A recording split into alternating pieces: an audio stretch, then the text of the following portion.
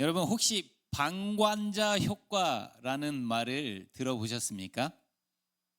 위급한 상황이 발생했을 때 주변에 사람들이 많을수록 오히려 도움을 주저하게 되는 현상을 말합니다. 누군가 하겠지, 이런 마음이 우리를 침묵하게 하고 행동을 멈추게 하는 것입니다. 현대인의 약 60%가 사회적 갈등이나 타인의 고통을 목격해도 나에게 피해가 올까봐 모른 척 한다는 설문조사가 있었습니다. 우리가 하나님 앞에서 살아갈 때도 이러한 태도가 있지는 않은지 생각해 보게 됩니다. 오늘 우리가 함께 나눌 요나 선지자가 바로 이런 모습을 보여주고 있습니다. 하나님은 요나에게 니느웨로 가서 심판의 메시지를 전하라고 하셨지만 이 부르심을 거부하고 정반대 방향인 다시스로 가는 배에 올라탔습니다. 오늘 밖에서는 지금 풍랑이 불고 사람들은 아우성인데 배 밑창에서는 세상 모르게 요나가 잠이 들어 있습니다. 지금 벌어지는 일이 모든 혼란과 위협이 자신과는 아무 상관이 없다는 듯이 깊이 잠들어 있습니다. 하나님은 이 잠들어 있는 영혼을 깨우기 원하십니다. 오늘 말씀을 통해서 우리 안에 잠든 사명과 영혼을 깨우시는 하나님의 음성을 듣기 원합니다. 오늘 1절 말씀을 우리 다시 한번 읽어보겠습니다. 요나서 1장 4절 말씀입니다. 같이 보겠습니다.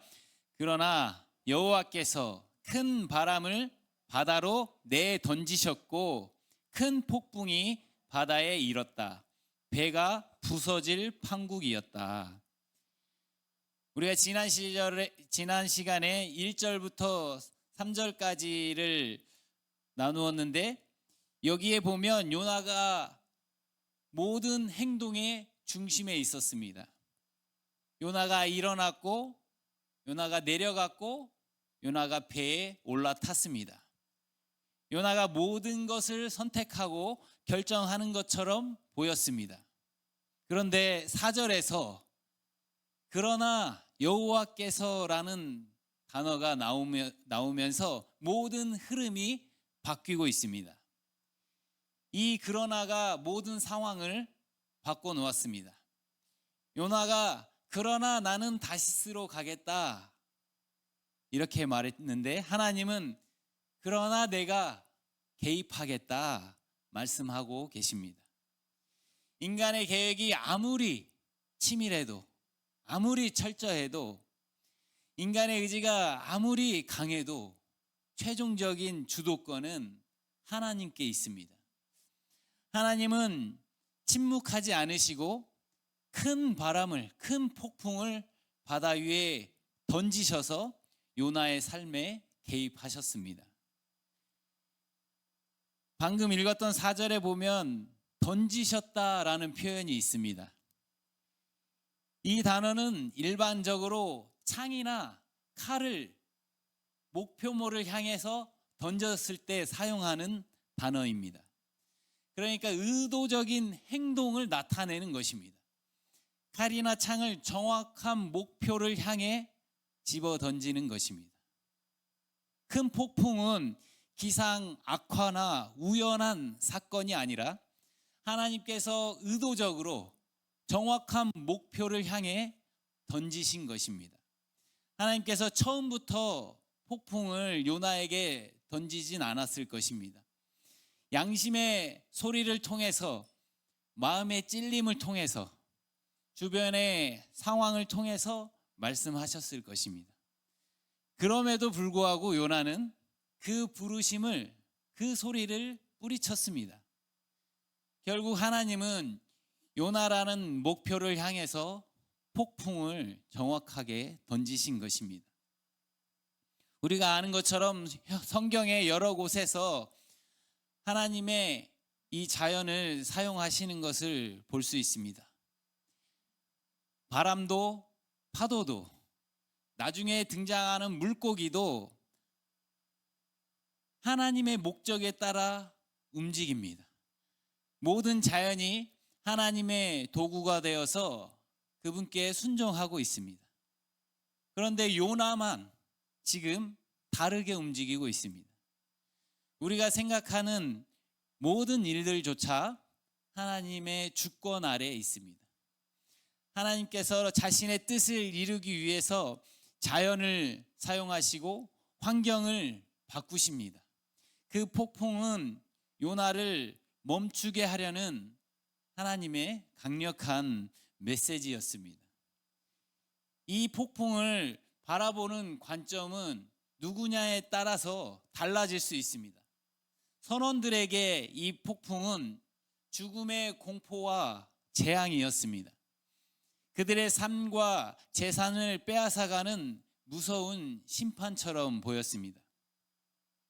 하지만 요나에게 이 폭풍은 겉으로 보면 똑같이 심판처럼 보입니다.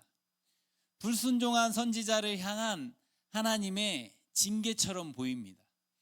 그러나 이것은 은혜입니다. 하나님이 요나를 포기하지 않으셨다는 증거입니다.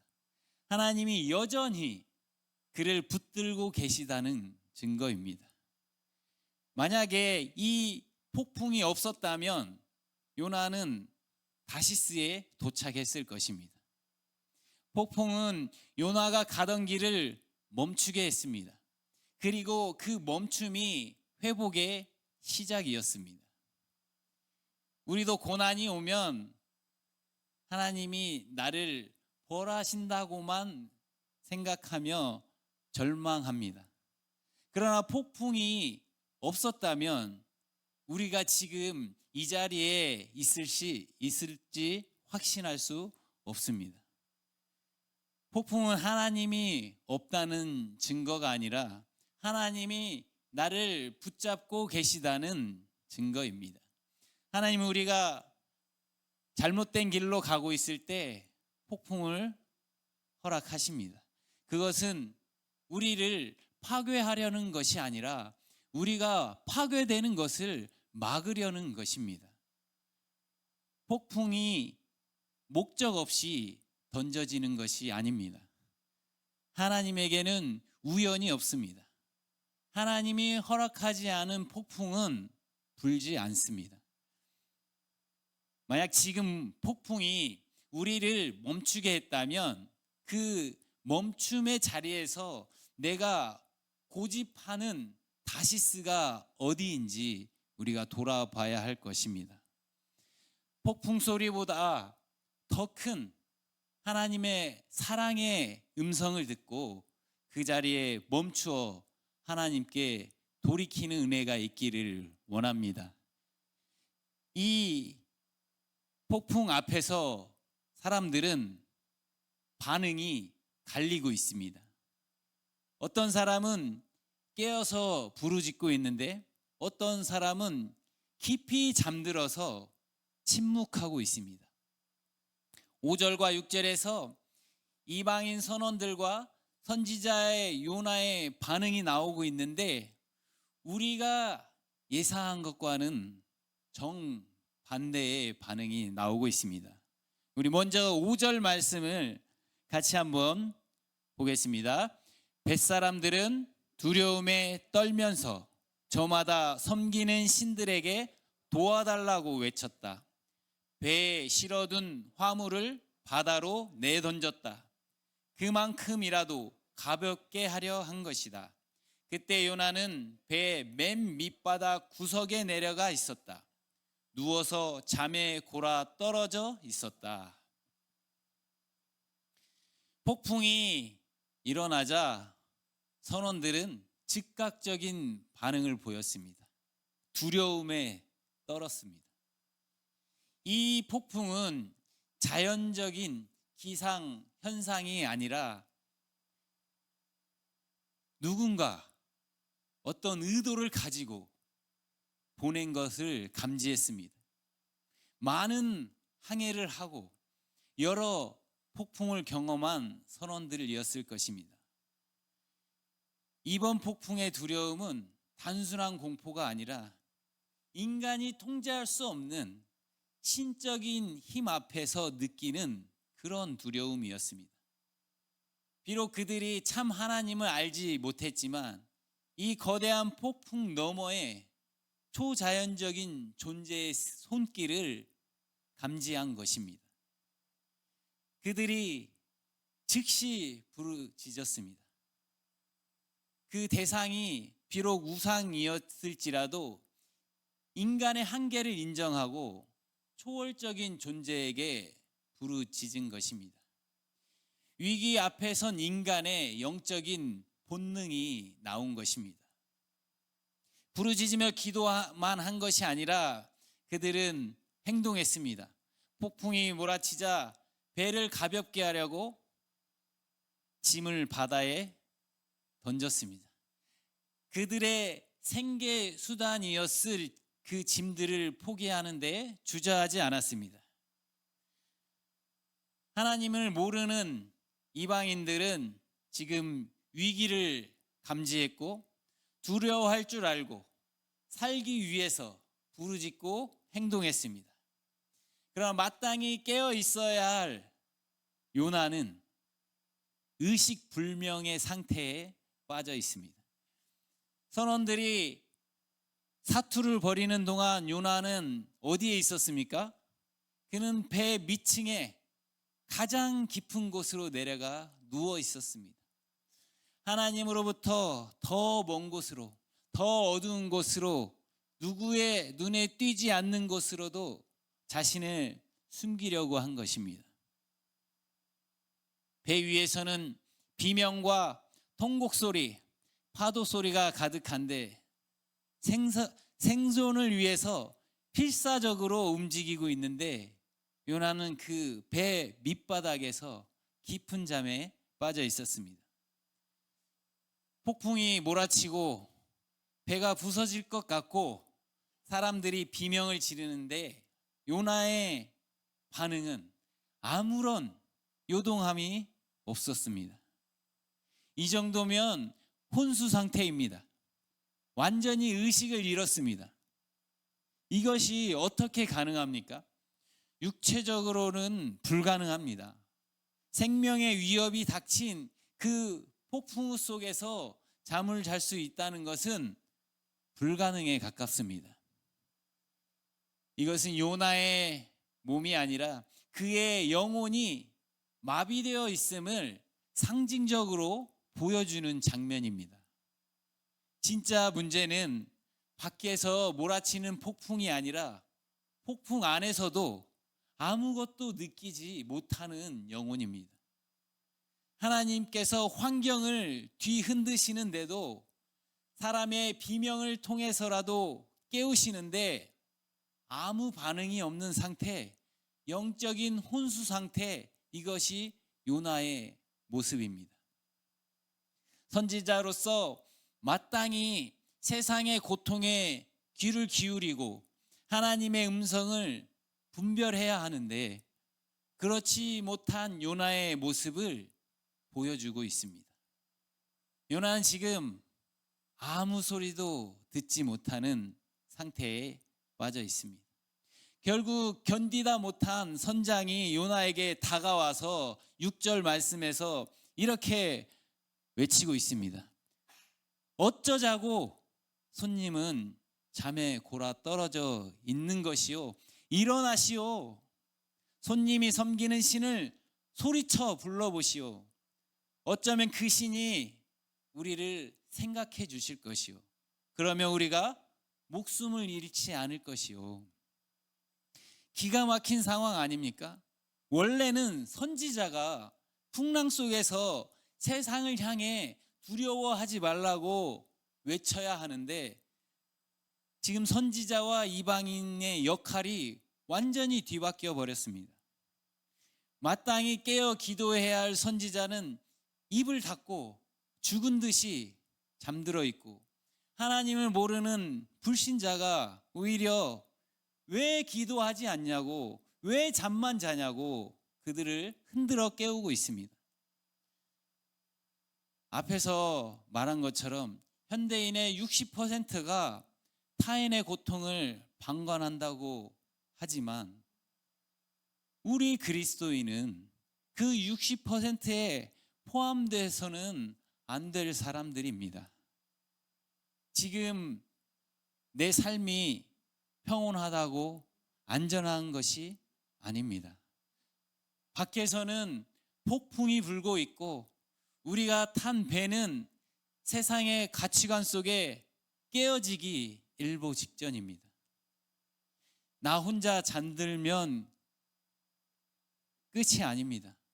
내가 잠들면 내가 속한 가정과 일터와 그리고 이 시대가 함께 침몰할 수 있는 것입니다.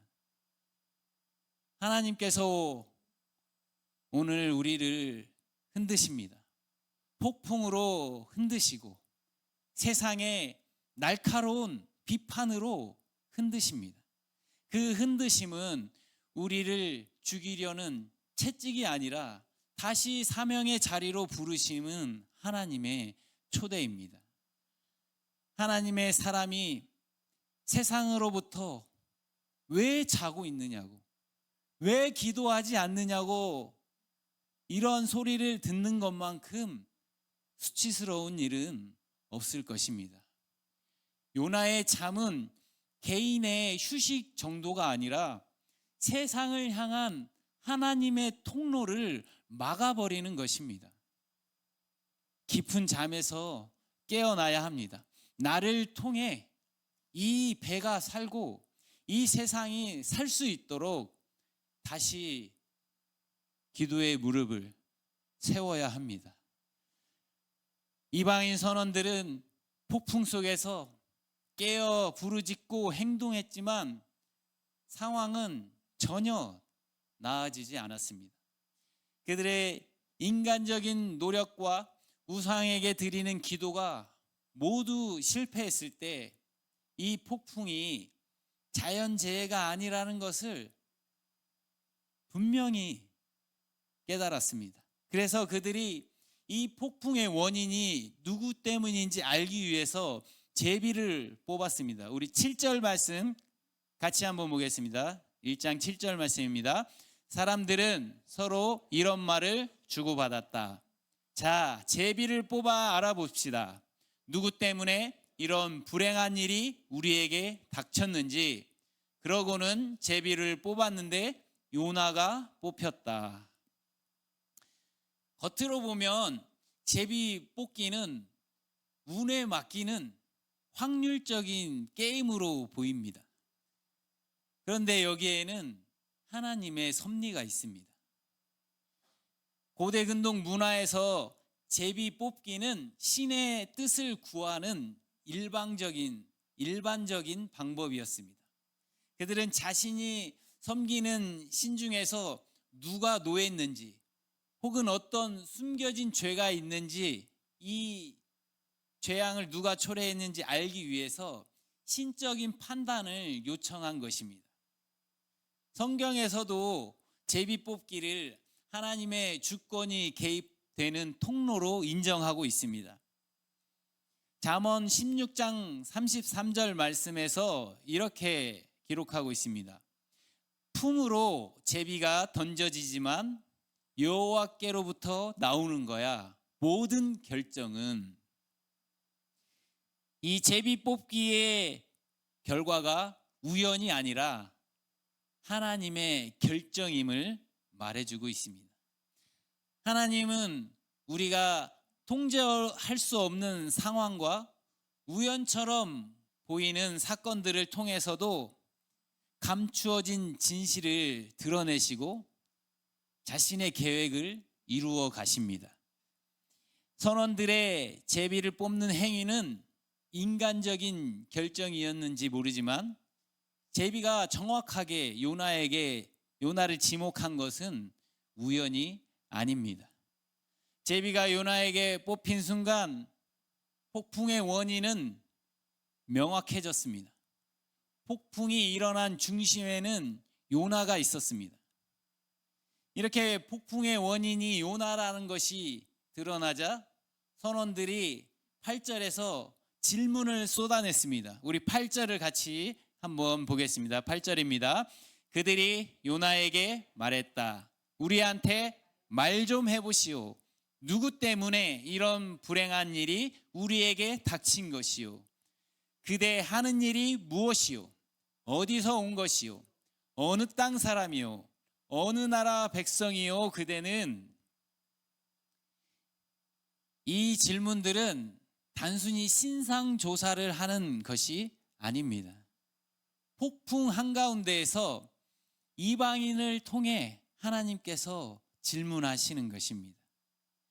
하는 일이 무엇이냐? 이 질문은 직업이 아니라 소명을 묻고 있는 것입니다. 너는 지금 마땅히 해야 할 일을 하고 있느냐는 것입니다. 하나님의 말씀을 전해야 할 내가 왜 지금 도망자의 길에 서 있느냐는 것입니다. 어디서 왔는지, 어느 땅 사람인지, 어느 나라 백성이냐는 이 질문들도 거주지나 국적이 아니라 소속을 묻는 것입니다. 너는 누구에게 속해 있느냐는 것입니다. 하늘의 시민권자로서 어떤 가치와 어떤 질서를 따라서 누구의 주권 아래 살아가고 있느냐고 묻는 것입니다. 결국에 이 모든 질문의 핵심은 왜 너는 너답게 살지 않느냐는 것입니다. 하나님의 사람으로서, 하늘의 시민으로서 각자의 소명을 받은 자로서 합당하게 살고 있는지 주님은 요나를 통해서 우리에게 물어보시는 것입니다. 선지자가 선지자답지 못하고 하나님의 백성이 하나님 백성답지 못할 때 하나님은 침묵하지 않으셨습니다. 때로는 폭풍을 일으켜서라도 우리의 잠든 사명과 정체성을 일깨우십니다. 평온한 바다에 있을 때는 요나가 선지자인지 도망자인지 아무도 몰랐습니다. 그러나 하나님이 던지신 폭풍은 우리가 누구에게 속해 있는지, 우리가 진짜 무엇을 믿는지, 우리의 정체성이 무엇인지를 드러내는 것입니다. 요나는 배 밑바닥에서 끝까지 잠들고 싶었겠지만 하나님은 그를 끌어내셨습니다. 이제 그는 이 질문에 답해야 합니다. 자신이 누구인지 그리고 무슨 일을 했는지 고백해야 했습니다. 9절에 요나의 대답이 나오고 있습니다. 먼저 요나는 자신이 히브리 사람이다라고 고백하고 있습니다. 히브리 사람이라는 것은 하나님과 언약을 맺고 그분의 선택받은 백성이라는 것입니다. 그리고 그는 여호와 하늘의 하나님을 두려워한다고 말합니다. 여기서 요나가 언급하는 여호와는 이방인들이 믿던 지역신이나 민족신과는 근본적으로 다른 것입니다. 그분은 하늘에 계시고 온 세상을 초월하여 모든 피조물을 다스리시는 유일하신 창조주 하나님이십니다. 그 하나님께서 바다와 마른 땅을 만드셨습니다. 폭풍은 우연이 아니고 넓은 바다조차도 통제 불가능한 영역이 아니라 창조주 하나님의 다스림 아래에 있다는 것입니다. 너무나 완벽한 고백이었습니다. 하지만 그의 삶이 그의 고백과 일치하지 않았습니다. 바다를 만드신 하나님을 믿는다고 하면서 그 바다 위에서 하나님을 피하려고 했습니다. 땅을 만드신 하나님을 고백하면서 그 하나님이 보내신 땅 니느웨 가기를 거부했습니다. 하나님을 두려워한다고 말하면서 하나님의 말씀을 두려워하지 않았습니다. 우리는 여호와 하나님을 정말로 두려워하고 있습니까? 우리가 정말로 여호와 하나님을 두려워하고 경외한다면 우리의 삶의 방향이 바뀌어야 합니다. 하나님을 경외하고 두려워하는 사람은 그 하나님의 말씀 앞에서 자신의 고집을 멈추는 사람입니다. 요나는 입술로만 하나님을 두려워한다고 고백했지만 그 고백을 들은 이방인 선원들은 진짜 두려움에 사로잡혔습니다. 우리 10절 말씀을 같이 보겠습니다. 10절 말씀입니다. 그 사람들이 두려워하고 크게 두려워하여 요나에게 말했다. 어쩌자고 그런 일을 저지른 것이오. 여호와 앞을 떠나 요나가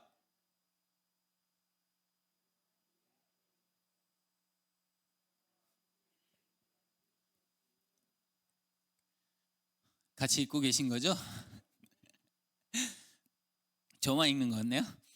선원들이 두려워하고 크게 두려워하며 어쩌자고 그런 일을 저질렀냐고 책망하고 있습니다.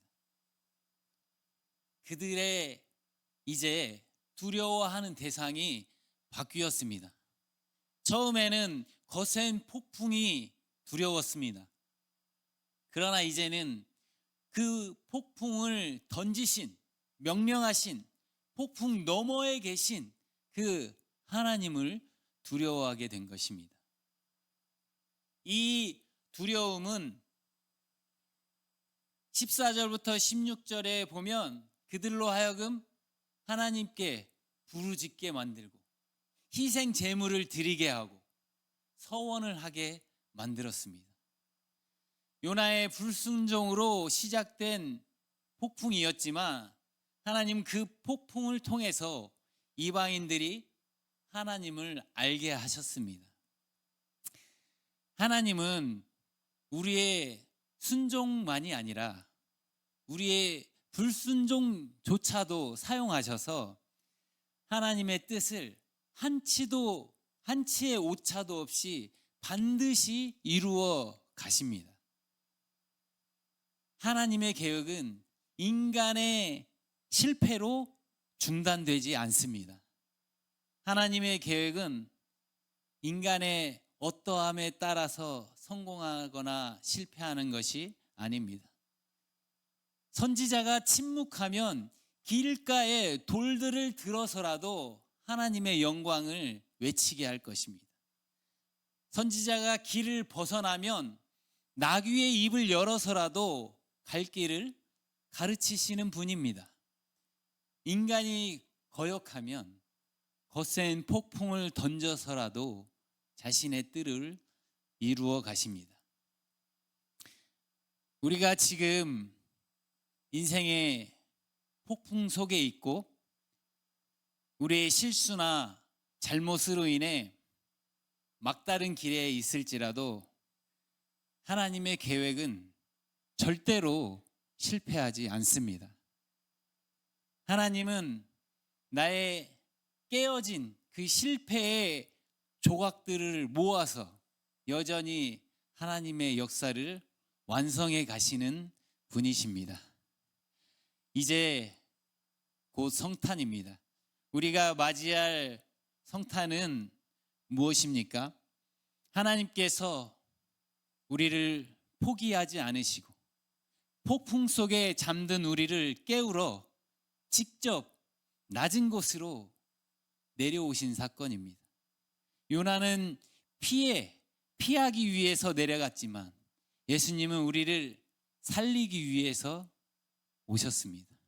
요나에게 불어닥친 폭풍이 재앙이 아니라 은혜의 시작이었던 것처럼 죄로 인해 파손 직전이었던 인류에게 성탄은 유일한 소망이었습니다.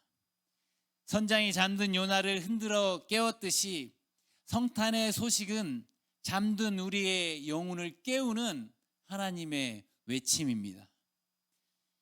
이번 성탄절 우리도 요나처럼 나만의 안식처에 숨어 세상을 방관하는 자가 아니라 우리를 찾아오신 주님처럼 고통받는 이웃을 향해서 니느웨를 향해 나아가는 깨어있는 성도들이 되기를 주님의 이름으로 축원합니다.